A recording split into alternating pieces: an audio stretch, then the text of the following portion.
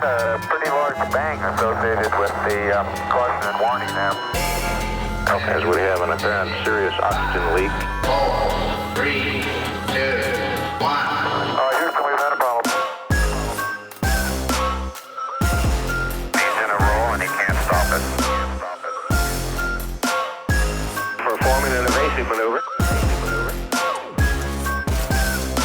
Okay, Houston, we've had a problem here.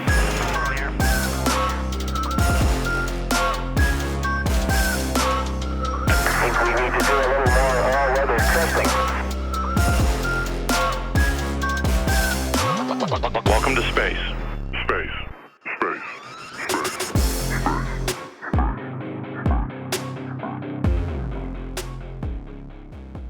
Hello, listener, and welcome to Failure to Launch, the space history podcast where we take you through all the mistakes, failures, and explosions that made modern space exploration possible. We are your hosts, Quinn, he, him. Chris, he, him.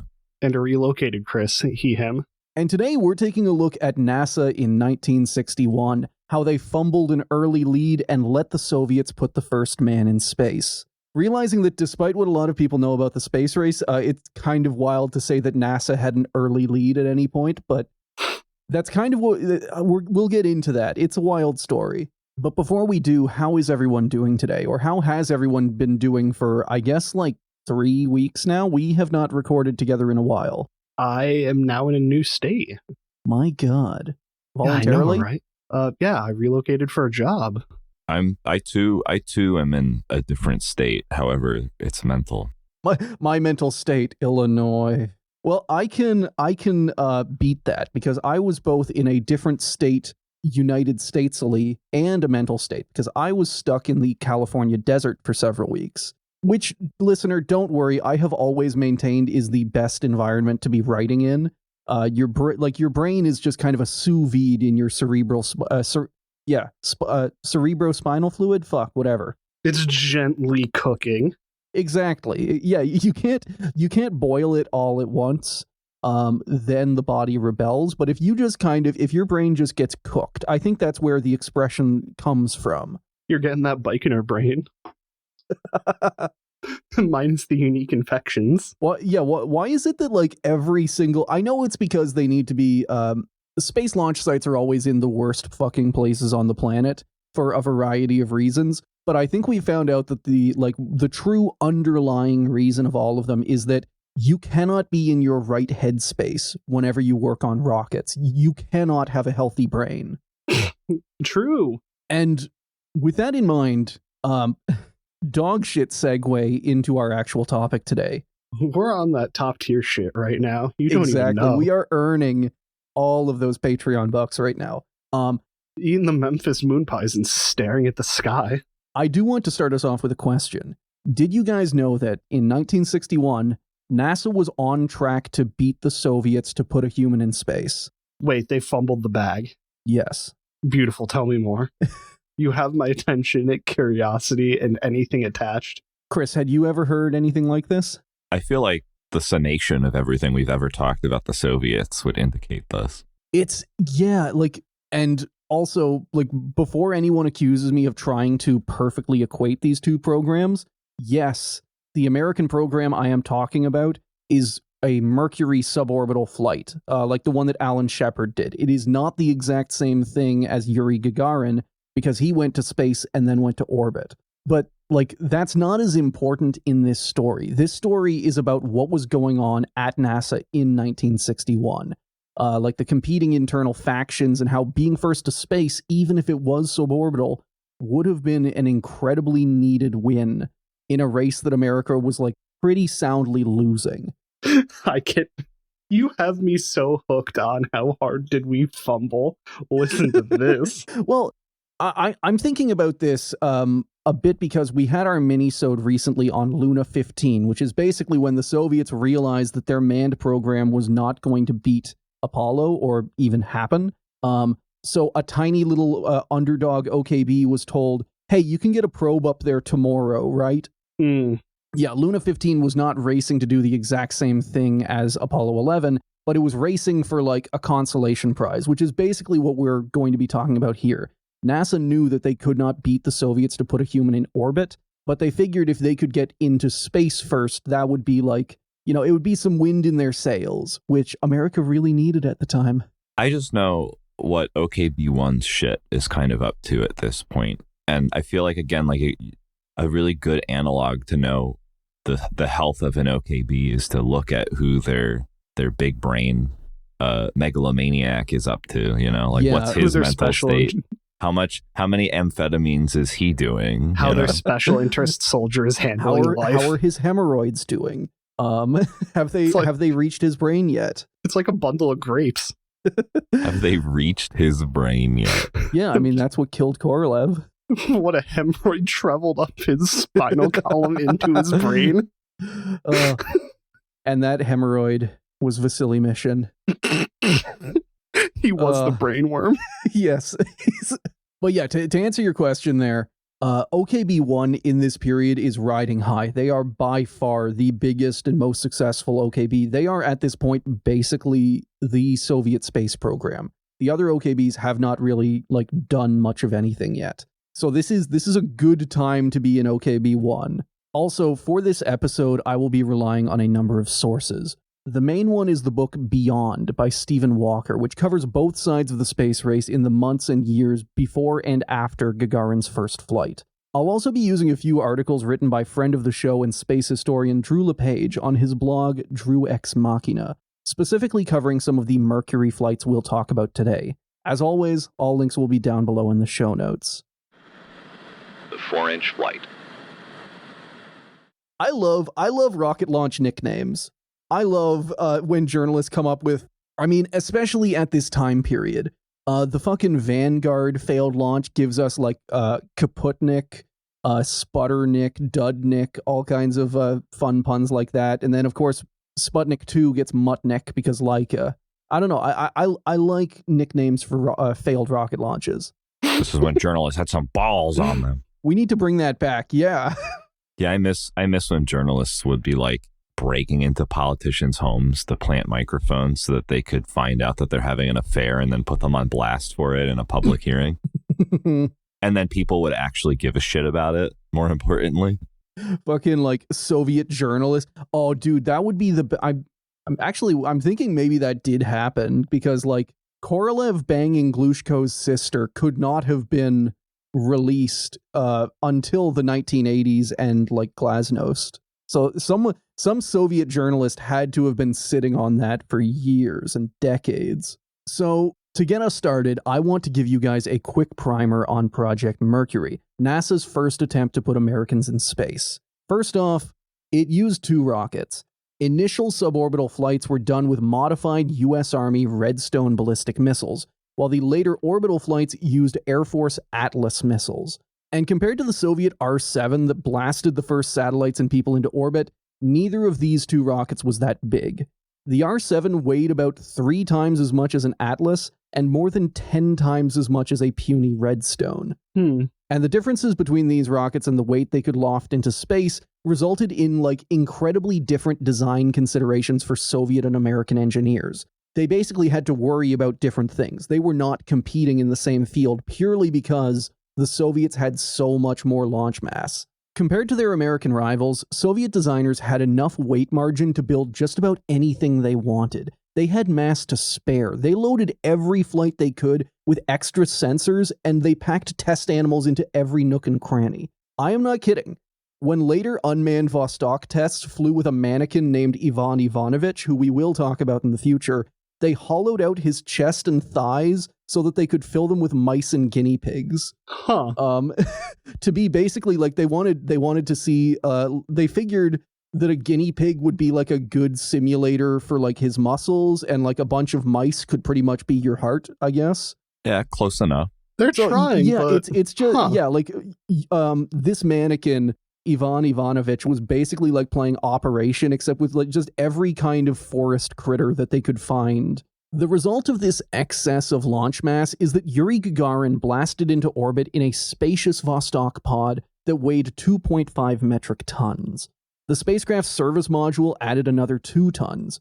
Meanwhile, the heaviest Mercury pod was 3,000 pounds, or 1.4 metric tons. And that's the service module, that's everything. Wow. It weighs a third as much. And compared to the Vostok, the Mercury capsule was also incredibly cramped. It had less internal volume than a phone booth. And remember, that's with you wearing a spacesuit inside. Or, as Mercury astronaut John Glenn joked, You didn't get into the Mercury. You put it on. yeah, and like if you look up pictures of the interior of the Mercury, like the astronaut fully has to like contort themselves into it. It's very, I want to make fun of it, but at the same time, like it is impressive that they managed to get it that tiny. God forbid you have any kind of just latent claustrophobia. This will kill you. Just something you don't know until you put on the ship. You feel the just things start to take off, and then the ape part of your brain, it just starts screaming bloody murder. Oh God, like you know how, and this story's kind of been blown up a lot, but the story of how during his first spacewalk, Alexei Leonov's suit kind of expanded. Like if that happened in a Mercury, you'd just be wedged in there. You know, they would not be able to get you out. I completely forgot about him turning into Patrick Star. Yeah. Alexei Leonov, 5 minutes into his space flight, just like the picture of the blueberry from Charlie and the Chocolate Factory. Now, I'm talking about all of this mass and rocket stuff to make sure you understand that the bulk of the Mercury spacecraft designers' efforts went into miniaturization. Mercury would have been a lot easier and quicker to build if it was twice as big. Designers couldn't leverage existing designs. No one had bothered to build a pressurized fuel tank the size of a volleyball. So almost everything had to be custom built and done in-house. They could not use off the shelf. Watch out, we made the first ever Cop V into a bomb. It was basically just like the Mercury designers were going around to all of these different companies and it's like, I really like that rocket engine. Could you build it for a 40K miniature for me? Could you just like scale it down like that? Please? Pretty please? Yeah. I'm not selling it short by saying how tiny it is. It is impressive that they were able to get it that small. And we'll definitely be talking about the life and work of Mercury designer Max Faget sometime in the future, but understand that his biggest accomplishment was managing to miniaturize and fit as much as he did into as small a package as the Mercury spacecraft. For all its shortcomings, I will always maintain that it is a technological marvel purely because of how small it is. It is freakishly small when you start putting it in these terms. How small it is, you say? Don't read the script. That's literally how you... That is literally how you enunciated it. That is fair, and that is how I put it in the script. Are we going to uwu small bean this craft? Sniles. I mean, the windows at the front could kind of look like that. Just take me to Snurch, where we snarping our snives. Yes, Snurch. Snark infest. Yeah, I definitely think that like miniaturization is sort of like an engineering optimization nightmare. Like thinking about anything that I've ever like assembled in a game about assembling things and then like, okay, how do I optimize the space? I don't fucking have any idea.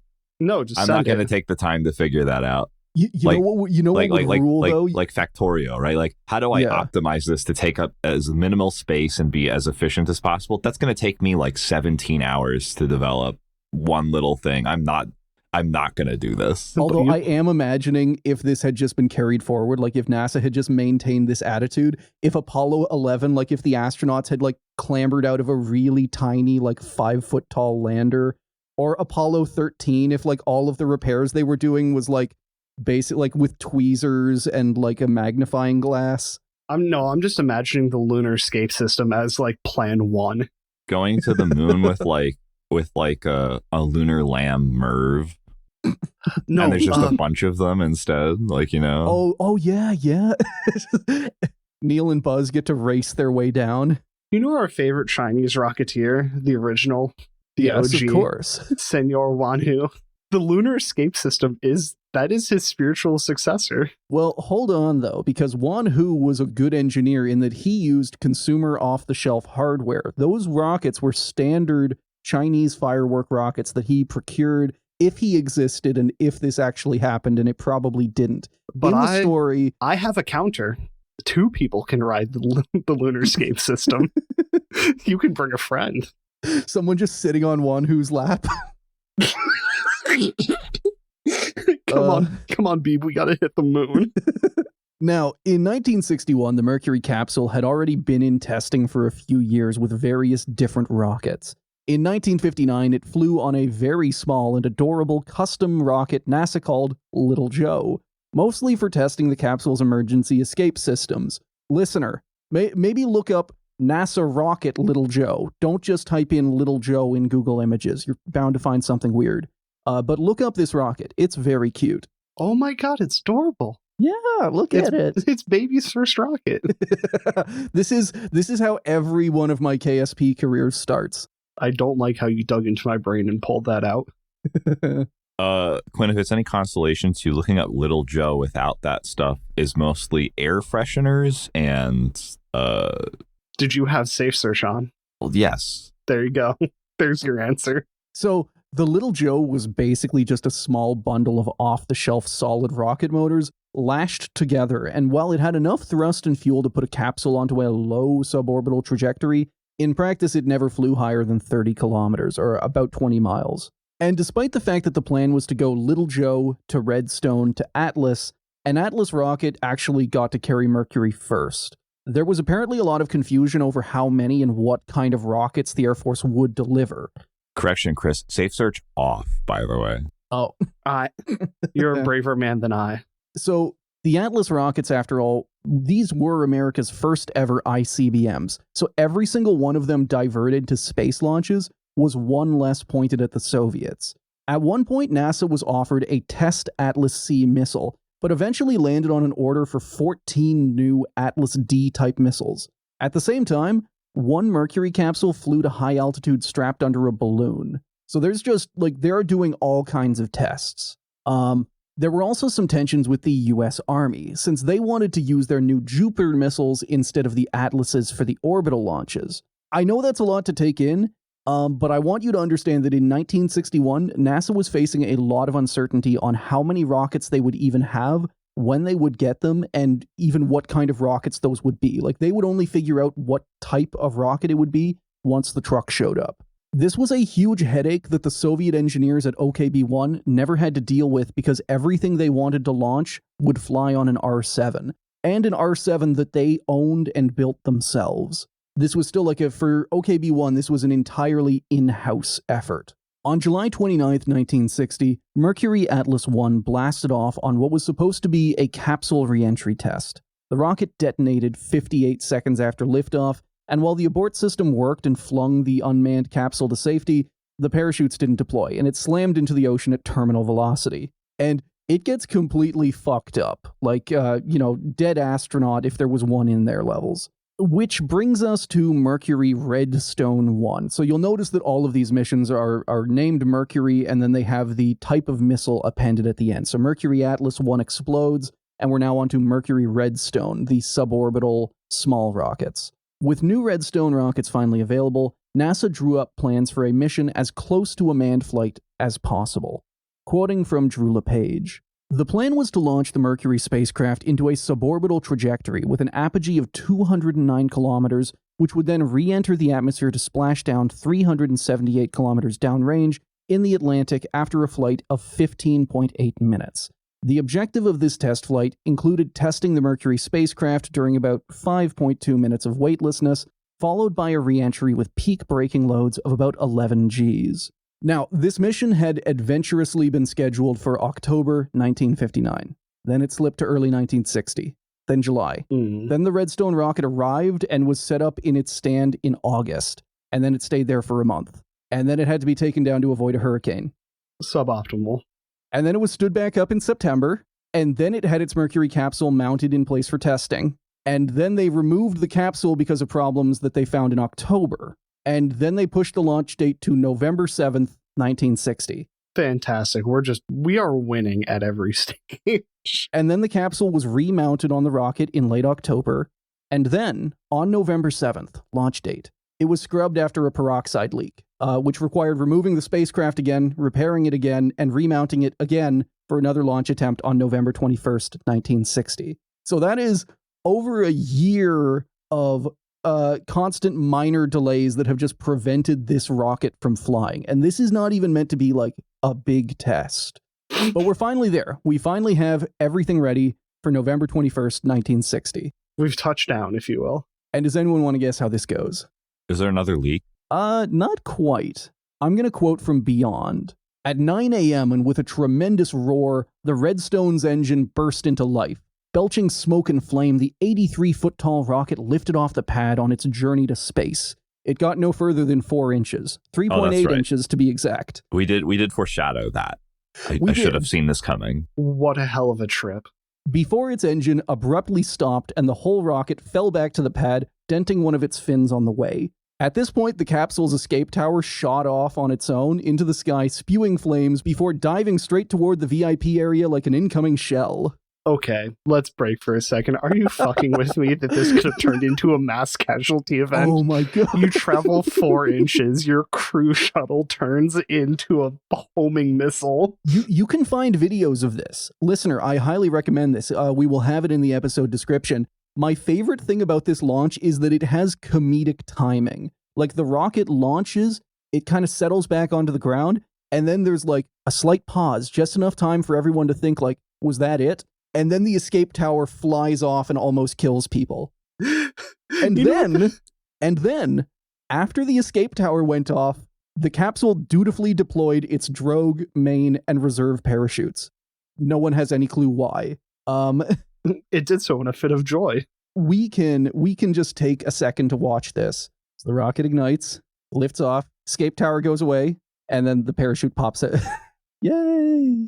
You know, if I completely missed it getting off the ground, like, at all. Oh yeah, like from that camera angle, you cannot see the 4-inch flight. It is like ever so slightly, just you can see the faintest hint. Yeah.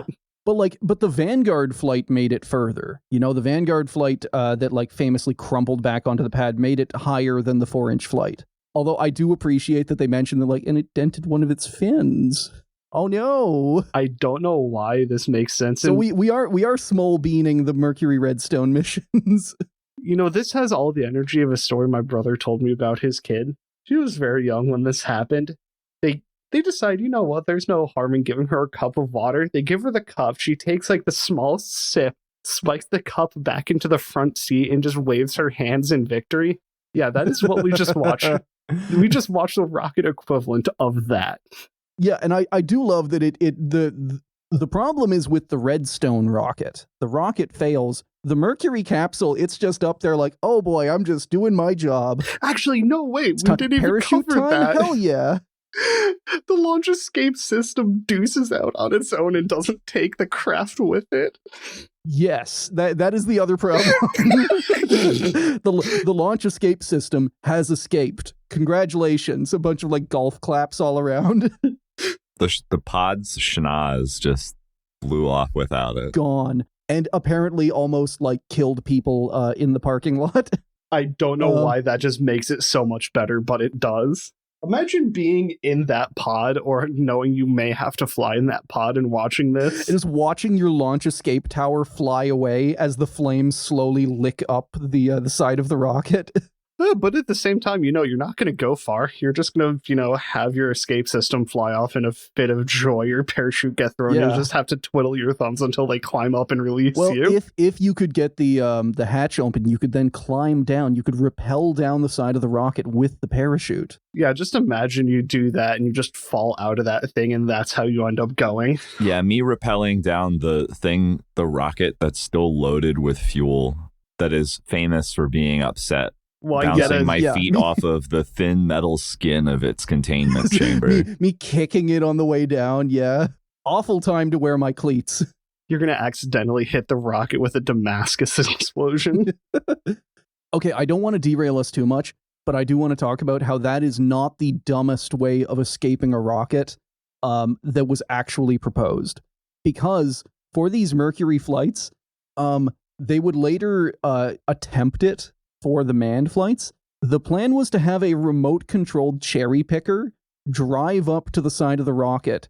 The astronaut would climb out of the Mercury, get into the cherry picker, and it would drive them away. And then, like, waiting nearby, waiting like a couple hundred feet away, was a bunch of firemen in an APC who would go and pick up the astronaut. Hey guys, you okay? So you're just like, you're an astronaut. You just get on the cherry picker and you just like, you drive as fast as that thing can go. So I don't know, like walking pace. The crew As your rocket is burning behind you, and ahead of you is a bunch of firemen in a BTR for some reason. they just start patting you on the back like, sorry you didn't get to space, bud. It was the longest 4 inches of your life. And the best part, the cherry picker was remote controlled by the astronaut, so he would have to physically drive his way out of there. And I'm just imagining accidentally harpooning the rocket right below you. oh yeah, Just, oh, sorry, the joystick drift, and then you just detonate. yep. Swiftly moving on. Yeah, they tried it with a forklift. It didn't work. They speared the side. So yeah, the 4-inch flight, as the media called it, ended in failure. While NASA was able to repeat the test a few weeks later and have it work, the damage to their reputation was solidified, and the schedule for America's first manned launch was pushed back even further, this time to March 1961. It wasn't the first delay, and it wouldn't be the last. Among the scientists and contractors working on Mercury, a new nickname for NASA started to spread. Not absolutely sure about anything. They added the extra A. And before that manned mission could even fly, they would need to send a chimponaut. Hello, listener, and welcome to the mid-reel ad. If you enjoy Failure to Launch, more bad space history, and you want to hear more of it more often, there is an option, the FTL Patreon. Signing up at any tier gets you access to monthly bonus episodes and Q&As, and joining an elevated tier gets you even more content, like Chris-narrated minisodes. If that sounds good, you can sign up at www.patreon.com/failuretolaunch. And now, back to the episode.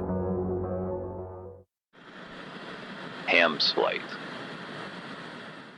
Now we start the simian trauma parade. But we're doing it to the friendly one and not the asshole one. Yeah, now we're going to have 2 assholes at the end of it.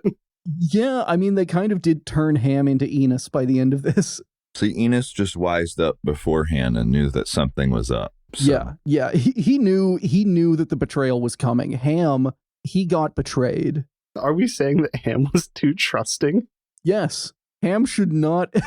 I mean, okay, he didn't have a choice to leave Cameroon, to be fair. Yeah, our poor boy did get abducted after all. Yeah, literally an alien abduction to him. He did honestly face extraordinary rendition. Poor even creature. even in terms of like experiments, like they're shocking his feet and shit. That's UFO stuff. Oh, that's what you meant And by a rectal tase. thermometer. That's what you meant by tasing the toes. Now, we have covered the American Chimponaut Corps a fair deal. If you haven't already, I'd recommend going back and checking out our episode with Francis Horton about Enos, the second chimp to fly and the first chimp in orbit, since it covers most of the training process and selection for those chimps.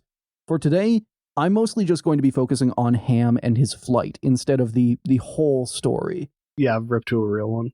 Although he The did monkey. live like 20 years. Oh, so he got to enjoy that trauma. Oh yeah, he lived in a zoo and I believe like a chimpanzee sanctuary for a while. He also got super fucking fat. I think he has every right considering what they did to Oh yeah, him. yeah. Let the guy put on some weight. He's already experienced hell. Now, if you're aware of early spaceflight stuff, you might have heard of Ham or seen a picture of him. There's a bunch. He was basically the mascot for the entire Space Chimp program. He was the friendliest of the bunch. His trainers all loved him, and he was always obliging in front of journalists, doing tricks or waving at them during press conferences. There is a really famous picture of him. Like if you look up Ham Space Chimp in Google Images, it's one of the first you will see, where he is fresh back from his flight, he's being handed an apple, and he has this huge smile on his face. He just looks so happy. But if you know anything about simians, And what often doesn't get talked about is that he was fresh off of a mission that nearly killed him in a bunch of different ways. love it. Yes. Fantastic. I know they wouldn't because he parachuted down, but I want there to be a similar picture of Yuri Gagarin where he's being handed an apple and he just has like the hugest, like full teeth showing expression on his face. Well, just It's a like- KGB guy behind the camera. Take the fucking Soviets apple. are just like, look, he's so happy. Yuri just looks like that one picture of like the shell-shocked World War I doughboy. Oh, Oh, yeah. God.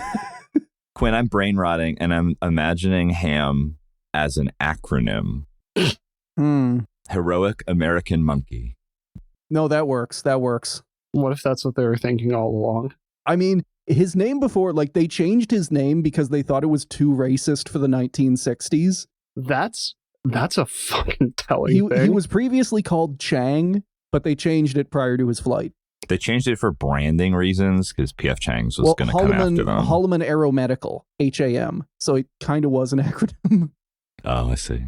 Scheduled for July 31st, 1961, Ham's flight, or Mercury Redstone 2, was meant to clear the Mercury capsule during a live flight test with living cargo. If successful, it'd put Ham on a suborbital trajectory and safely return him to Earth, where he would be picked up by the US Navy. And while that part did go well, he did reach space and he did survive to be recovered. Both boxes ticked, mission accomplished. Every single other thing in this mission was a total clusterfuck. Just went absolutely sideways. Hold that fucking thought. How'd you guess? Because immediately after liftoff, the rocket swung several degrees off course. Jesus Christ. And it swung so far that it was like very close to the threshold where the range safety officer, or RSO, would pull the plug and detonate the rocket, killing Ham. Ah, yes, the Rizzo is just gonna fucking obliterate a monkey. Yeah.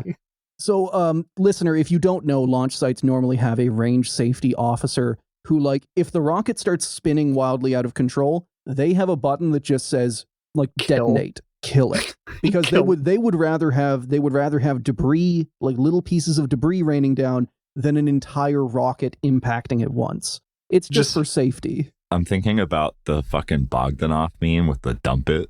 Yes! Blast that monkey. No, it's just the picture of that one clone trooper just pointing.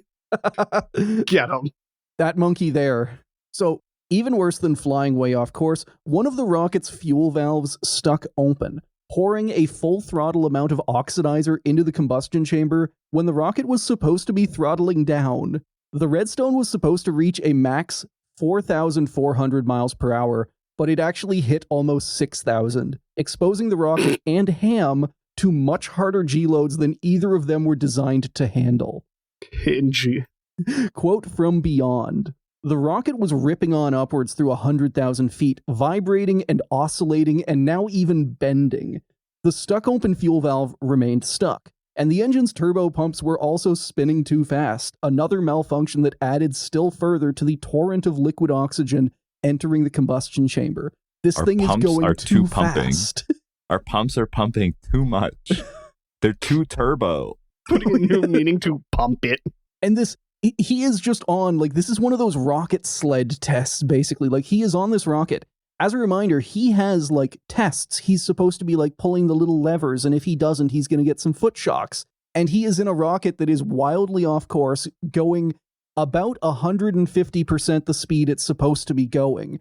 And the rocket is literally bending and, like, deforming around him. It's going so fast. Hitting G-forces in a pot that'll make an astronaut shit himself. And I am proud to say, Ham only failed one part of his test. But we'll get to that.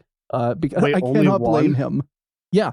Monkeys rock. What do you mean? That's amazing. Now, you might think that this is just a problem because the speed is exposing Ham to more Gs and he might fly a bit higher. No real problems. But the real issue was that the rocket was going to run out of fuel earlier than expected. See, early space rockets flew completely on autopilot with no possibility of input or updates from the ground. And that autopilot mostly ran on timers. For example, the Redstone rocket was supposed to burn through all of its fuel within 143 seconds. So Wernher von Braun and his team engineered a timer that would disconnect the capsule from the rocket 143 seconds after launch, basically separating them and letting them float apart, which was the original mission plan. But, in case of emergency, they'd also added a condition that said, if any major rocket parameter is breached less than 137.5 seconds after launch, immediately abort and fire the launch escape system. Like, rip the capsule out of there if anything goes wrong. So just Kalima the rocket. Yeah. Just rip its heart out. Ham's capsule had the standard Mercury escape tower, basically a stick with some fireworks on it, and it would rip the capsule away from a malfunctioning rocket. In this case, though, like, this was a malfunction. It was going faster than expected, But NASA did not want that abort system to fire because that would mess up their test even more. And considering how fast he was going, the additional G's could kill Ham. And But what if they just killed him anyway? yeah, It sounds like they're just what if ready he's already for it. dead? What if we've just shocked his feet so much that he died? I shouldn't be laughing at that. Fuck. Me when I'm too dissociative to do the lab tests and receive I'm tube just- food and Yeah, just eating the banana pellets, just internalizing the pain. We're just out here getting tased into incoherence. Boss, he seems to, I don't know, enjoy it now. Tase him harder. So while an abort is better than dying in an explosion, it'd give Ham what flight director Chris Kraft called, A 17G kick in the ass. and it also wouldn't take his entire capsule with it. It would leave the soft landing rockets behind, which meant that his landing could also kill him. So we're gonna give this poor simian at least 2 CTEs, or Yeah, yeah, like 2 multiple- CTEs in an hour. sequentially, within minutes, actually.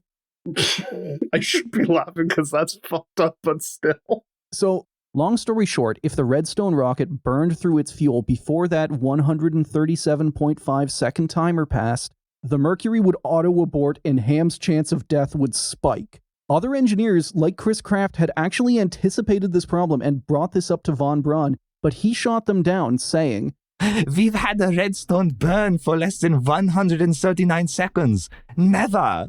and you guys want to guess how close it got? It got 137 seconds, so the rocket burned out 5 seconds before that timer ended.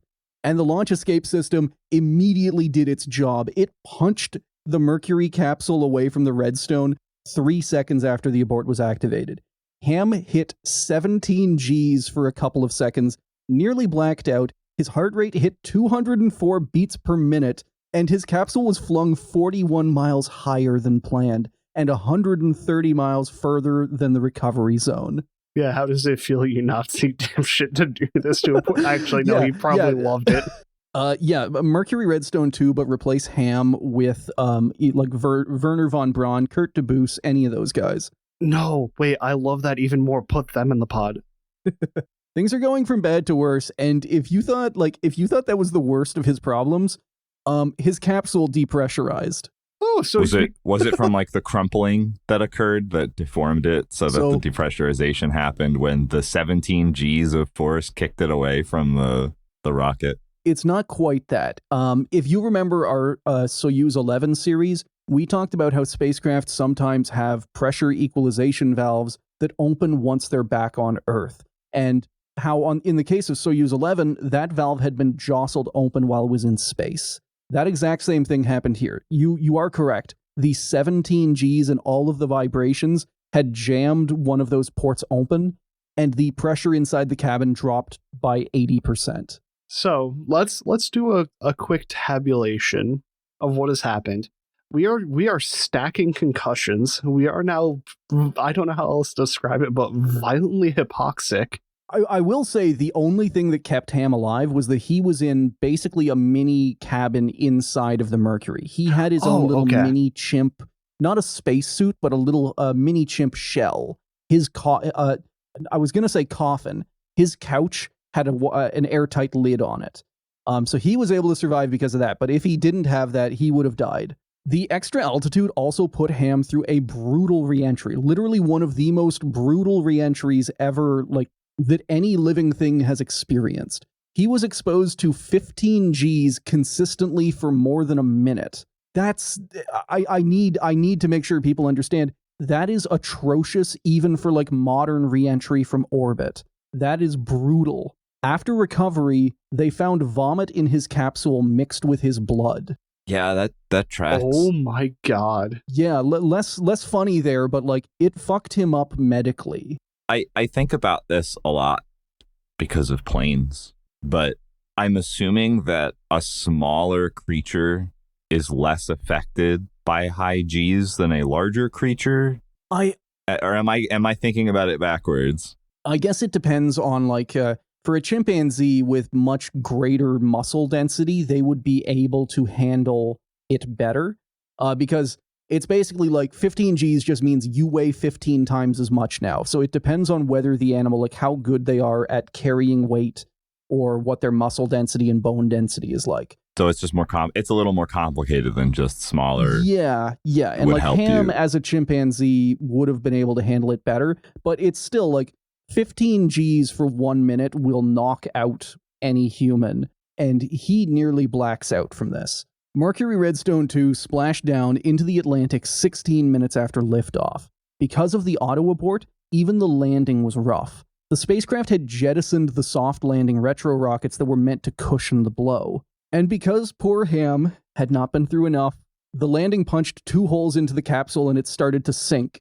The most unlucky creature in the American space program. What do you mean? He could be the most lucky creature considering he made it out despite all of this. True. And because of how far he had flown away from the recovery zone, he is 130 miles from where they think he is, and they don't really know where he is. It took them 2 hours to find him, and when they did, the capsule had taken on 800 pounds of water, it was on its side, and it was sinking fast. But still, they were able to recover him. They were able to find his capsule, a helicopter picked him up, and they brought him back to the USS Donner, where he received a hero's welcome, an apple, and the first drink of water he'd had in 16 hours.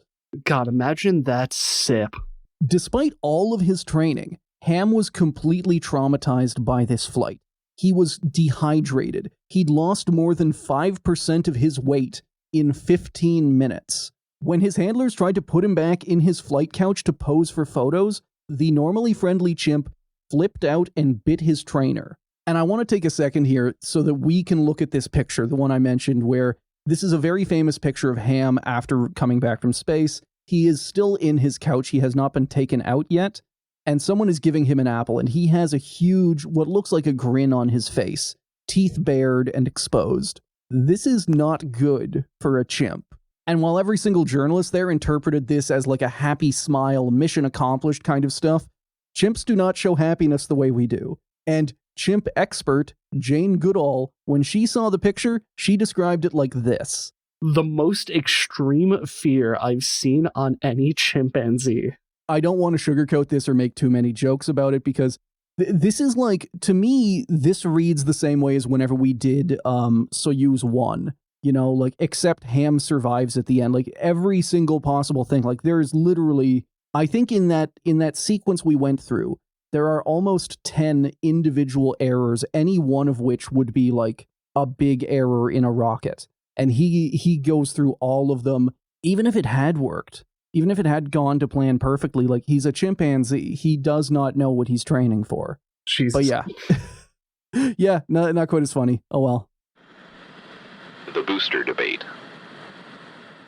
In the aftermath of Mercury Redstone 2, a debate started at NASA about whether to push on with a manned flight regardless of the Redstone's problems, or fix the problems and retest before risking an astronaut's life.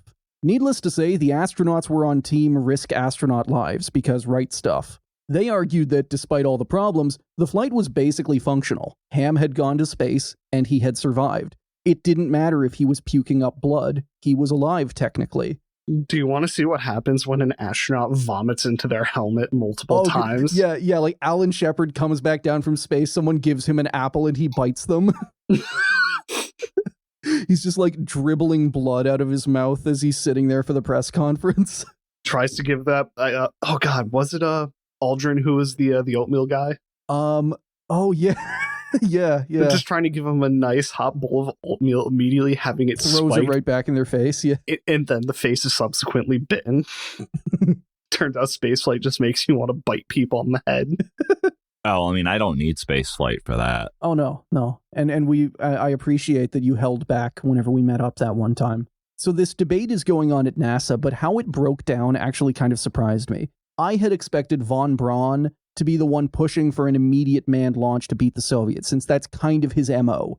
He and Sergei Korolev, they both loved to rush launches for the sake of political wins. They knew how, like, propaganda worked. But this time, it was actually von Braun and his engineers who wanted more time and more testing, and it was Chris Kraft and Mission Control who wanted to rush it. And I didn't know how to make it, but there is a joke in there about this being the one time Nazis did not want to do human tests. I may cut that. Chris Kraft specifically was pissed because remember, he had warned von Braun before the Mercury Redstone 2 mission about the exact same problem, that timer.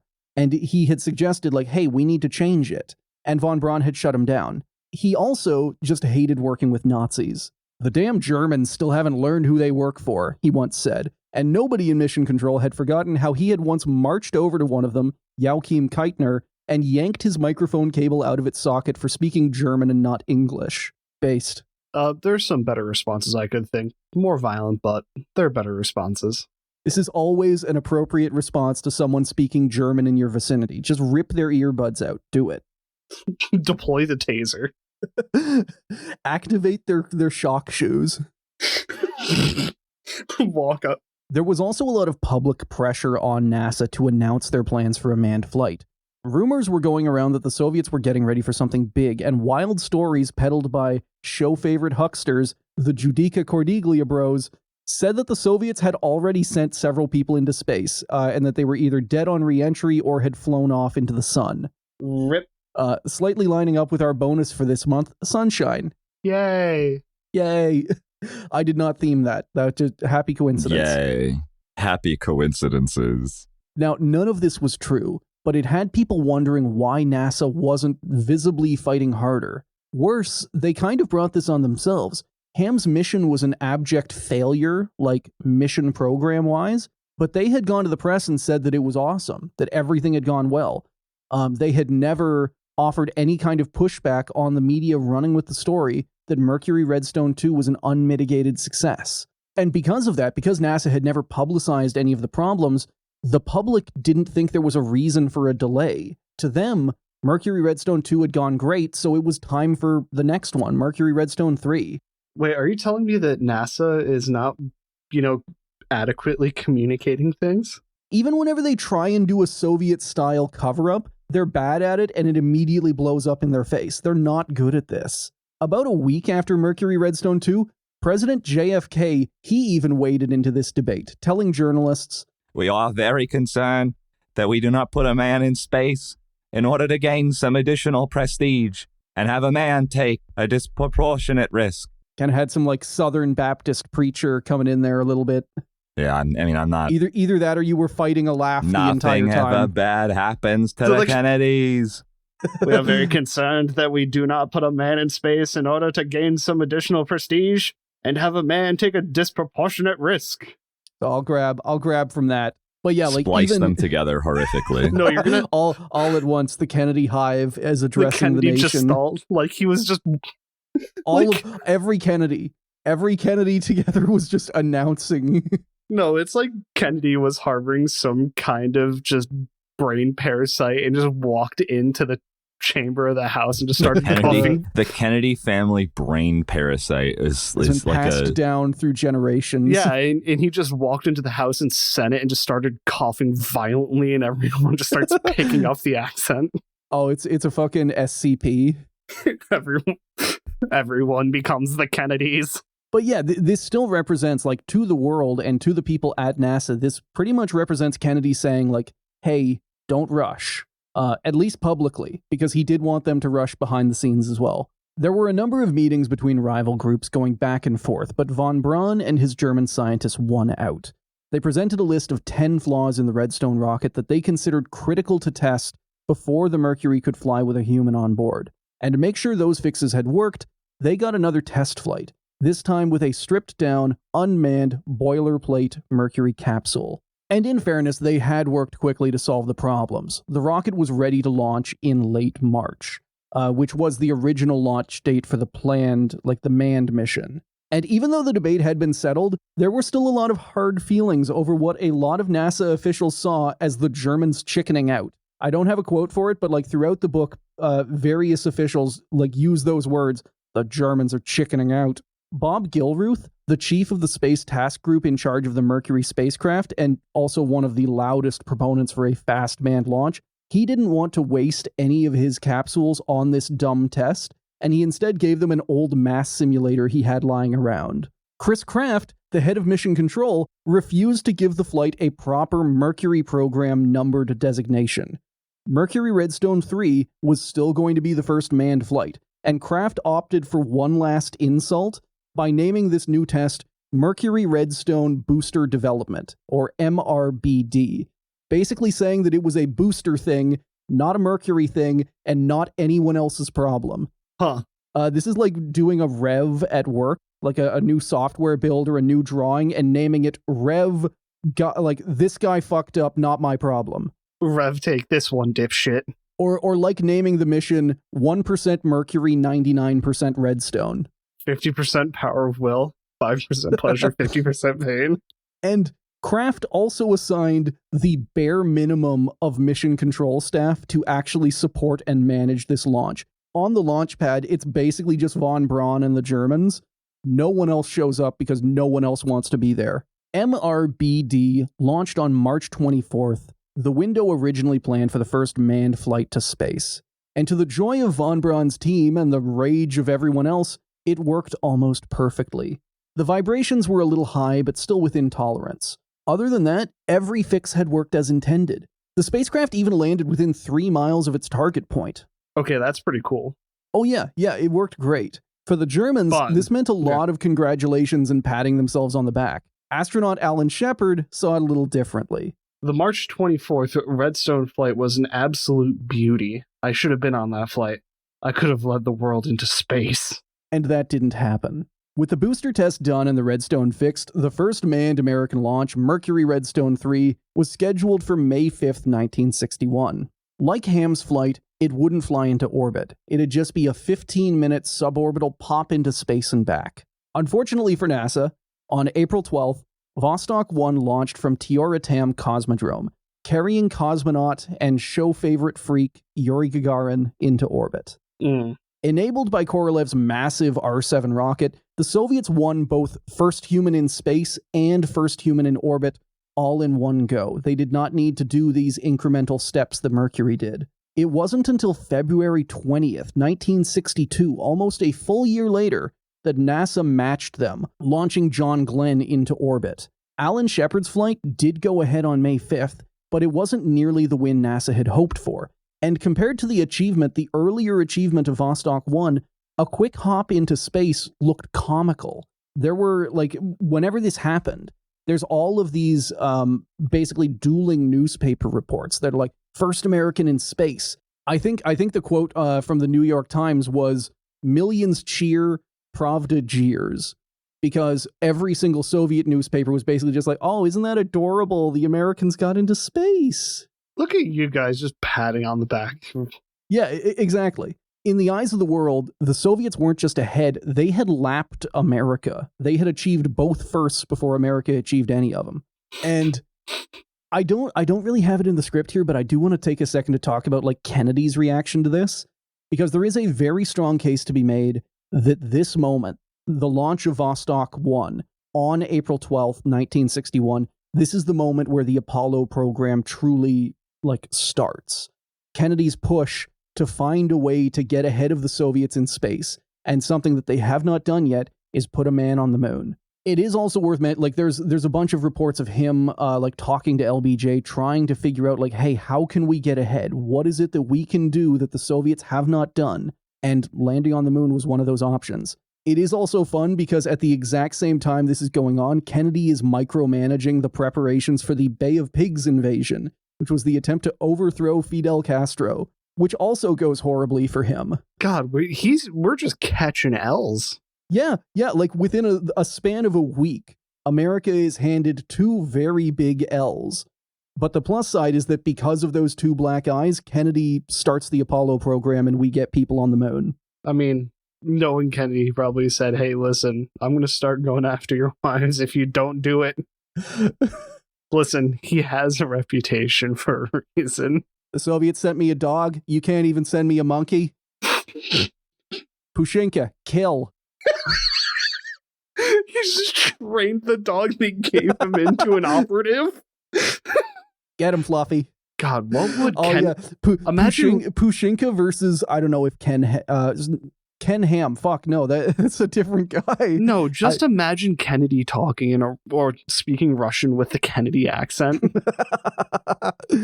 I think we need like a professional to try and go for that. We have to, because I know it happened a little bit with German, but that's only the Ich bin ein Berliner. I'm a donut. I need to find some kind of like Kennedy speaking Russian clips. Please, we need it. And it's exclusively just him ordering Pushinka, to kill. I can't remember whose puppy she was, either Belka or Strelka. I think Belka. But yeah, like to circle back around, at the exact same time Vostok 1 launches, Kennedy's like, man. Oh, you're thinking of... Everyone in the government is like, Kennedy, I know what can raise your spirits. We're about to send a bunch of dipshits onto the Bay of Pigs. Also, you're thinking of Strelka. Yes, sorry. Fallout.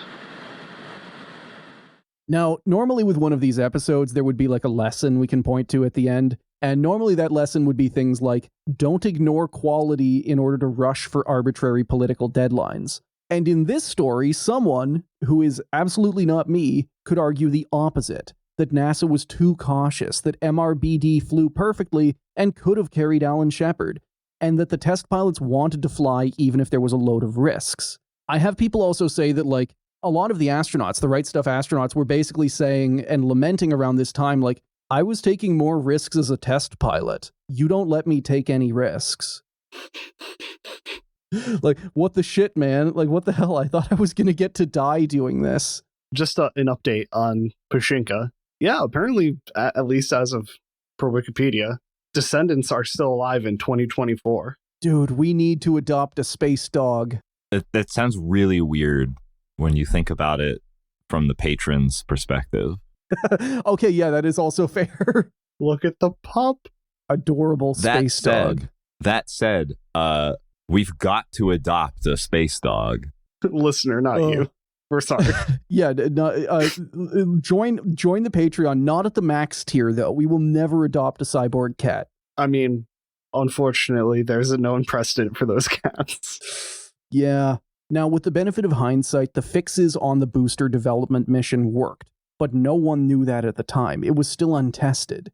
To give you an idea of how risky the designers thought this rocket was, Wernher von Braun, the man so obsessed with space that he became an SS officer and accepted slave labor to build his missiles, he balked at the idea of putting a human on top of the Redstone. And at the same time, there is no guarantee, I think like historically, there is no guarantee that the win, if NASA had put a human in space first before the Soviets launched Gagarin, there is no guarantee that that win would have lasted. In the same way that we had, like, do you guys remember a few years ago when there was the, like, quote-unquote billionaire space race between Blue Origin and Virgin that were all racing to launch, like, suborbital flights? Yes. Even though SpaceX and Roscosmos were already selling full, you know, go to the ISS kind of stuff. Yes, I recall all of that. Ugh. Well, just rocking up. Hey, can you send me up there? Guy just smoked a cigarette. All right, what kind of package do you want? I obviously can't, this is some like alt history stuff, but I could easily see a world where, yeah, like NASA launches the first man into space, and then shortly after, the Soviets one-up them with Gagarin and make them seem comical. But, you know, that's definitely getting into speculation at this point. It is also worth mentioning, though, that the Soviets, even though they were rushing to put a cosmonaut in orbit first, and while they were significantly ahead of the United States, they did not skip on test flights. Before Yuri Gagarin flew on Vostok 1, there were 7 separate flights of the Vostok spacecraft, 4 of which failed. Midway through, they took the problems found in the design and they fixed them. The point I'm trying to make with this is that you can still work quickly and do the job properly, which is broadly what the Soviets did. Even taking the booster development launch into account, Mercury Redstone was comparatively rushed. It only had 1 successful unmanned launch before Shepard was strapped into it. So like NASA rushed even harder than the Soviets, and they still lost trying to do something smaller than what the Soviets had done. Again, I really hope people don't take the lesson of like, yeah, just rush stuff from this, even if it would have worked in this case. It's the exception to the rule. And that, guys, is the story of NASA in the months before Vostok 1. how are we all feeling tonight? Fantastic. We've traumatized one small primate, Hell yeah. That monkey will never be the same again. but we lived. We had a very stressful simian experience. Vicariously lived through famed Chimpanaut Ham, heroic American monkey. But yeah, guys, thank you for how do we end these things? How Thank did you we for end listening to these this wonderful episode, and remember, but Chris immediately says thank you after for the outro. no, we're gonna layer it up. They're going to be showered in thanks. If a lesson could be learned today, it's don't be a chimp in the early 1960s. Yes, if Or you a can, rat. if at all possible. Or really like at all. But if you had to, Getting the text, "I'm coming over. You better not be a space chimp in the 1960s." My silly ass. Yeah, exactly. Also, don't be a rat in the 60s. You'll be forced to cosplay a human heart. We will talk about Ivan Ivanovich, but like there were so many design considerations that went into that mannequin, including the fact that because it would punch out, like it would eject from the capsule and land in a random farmer's field the exact same way Gagarin did. They were worried that like the local peasants would murder Ivan Ivanovich, to the point where eventually they just had to put a huge sign that read maquette, meaning dummy, in the front of his helmet, just so that people would realize like, hey, this is not a dead cosmonaut. This is a crash test dummy. His chest is moving, but that's only because we filled it with sloths for some reason. You just cut open his spacesuit and like several tons of snakes come pouring out. It's like, yeah, that's the blood analog. I'm imagining it landing in like a rural area, and then like the people find it, and then it's just like, I don't know, like a bunch of children suddenly just have new pets. It was a pet delivery system. Wait, if we're stuffing snakes into a spacesuit, why are we creating the first ever iteration of a real life hunter from Halo? But those are worms. Those aren't snakes. It could still work. Yeah, like they could animate. Those are some of my favorite aliens in all media, Chris. You can't just put snake on them. You can't slander them like that. I'm not slandering them. Worm. Come on, Chris. I am saying that we are creating a facsimile of the Megalecola. Facsimile. Okay. They're just twin colonies of worms, and then they grow a bond together, and then they get really sad when the other one's not there. Would you still love me if I was several million worms and you were several million worms? Can you imagine if you had a sister city that you wrote to a pen pal with for like a decade, and they got nuked? You know, like now imagine hypothetically you're just a small creature. All right, well, let me look up Ottawa sister city. And how I would feel if Fukugawa was suddenly nuked off the map. So what you're saying is, you know, if we manage to hit every single, you know, person in your city with the cordyceps and every single person in that city with the cordyceps. Oh no, okay, I was wrong. Ottawa's sister city is Beijing. Aw, wait. Okay, give me a second. I'm gonna find my my new city's sister. What's it called? Potsdam, Germany, and Newry Morn. Where's Newry Morn? North Ireland. Okay, cool. Let's see. Oh, excuse me. That was many things. Newry, Morn, and Down District Council, Northern Ireland. That's a very specific location. It's one guy's house. Oh, I've got two sister cities. Lucky you. Yeah, I've got Taichung, Taiwan, and Neustadt an der Weinstraße. Gonna take a swing and say Germany. What could have ticked that off? But yeah, that, gentlemen, has been an episode. And listener, you have listened. You have listened, Dark Souls Bosk slain text. Listener, you're no longer a listener. We free you from your role, from your duty. You can go about your day. You can be a doer right now. You're one of us now. Goodbye. I'm going to cough into an envelope and send it to you. Goodbye. Thank you to everyone who have signed up to support the show. And a big shout out to all of our top tier patrons. Our cyborg cats are Boss, Tiger Reptile, Charlie, Comrade Sleepy Bro, Daniel F, David R, Jesslyn T, Jorg 2, Buzz Aldrin Simp, Kamo, Lane of the Wired, Matt, Mobius Striptease, Mysterious Stranger, Nerd Beast, Noah, Number Negative, Oil Drum, Pat, Paul C, Space Northpaw, Spectre Cohen, Tortilla Baron, Vivek D, and Wingsmith.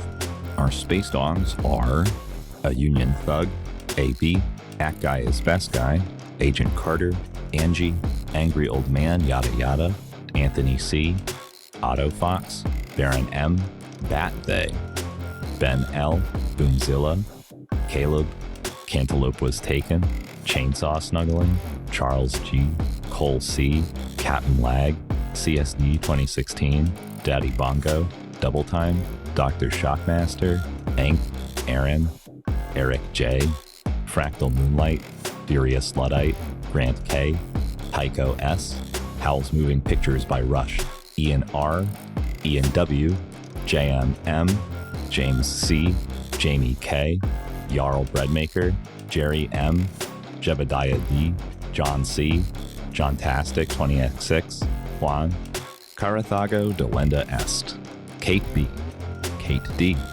Corbin the Dog, Lenswipe, Lordath, McLean C, Mar, Martho, Maritza, Moomin Instrumentality Project, Nicholas S, Nick, Norman W, Northeast Driver, Outlook Cove, Panda, Peep, Perm, Poop Butt, Randall, Rayto B, Sam A, Scott K, Sean H, Sensual Kazoo, Shannon M, Sean P, Smut R Us, Sophie L, Sparks, Spirit of Thunder, Swanee, The Best Sean, Thomas M, Tim P, Toasty Ken, Trash Do, Verosh T, Vrisk, Will W, William O, Zap, Zim, and Zombie Dwarf. Albert Count, 142. Thank you for listening to another episode of Failure to Launch. If you want to follow us, we are Failure to Launch on Blue Sky and FT Launchpod on Instagram. We also post our episodes with visual aids at Failure to Launch Podcast on YouTube. FTL intro and outro themes were provided by DJ Danarchy.